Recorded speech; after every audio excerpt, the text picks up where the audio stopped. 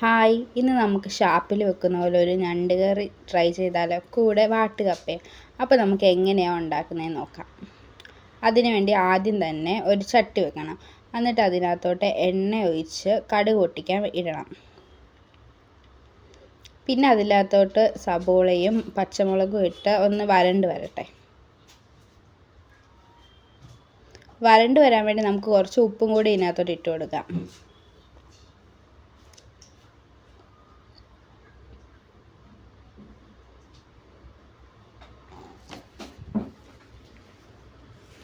ഇനി നമുക്കിതിനകത്തോട്ട് ഇഞ്ചിയും വെളുത്തുള്ളിയും കൂടെ ഇട്ട് കൊടുക്കാം. ഇനി ഇത് നന്നായിട്ടൊന്ന് വരണ്ട് വരുന്ന വരെ നമുക്ക് വെയിറ്റ് ചെയ്യാം.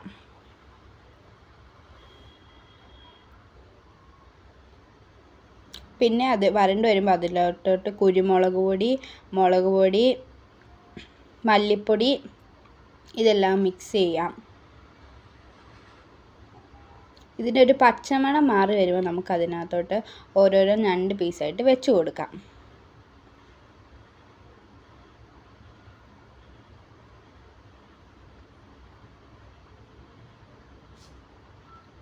ഞണ്ടുകളെല്ലാം ഇട്ട് നന്നായിട്ടൊന്ന് മിക്സ് ചെയ്തതിന് ശേഷം നമുക്കിതിനകത്തോട്ട് പുളിവെള്ളം ഒഴിക്കാം.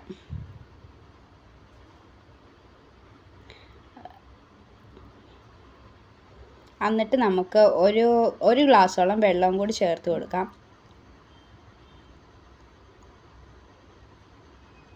ഇനി നമുക്കിതൊന്ന് തിളപ്പിക്കാൻ വെക്കാം.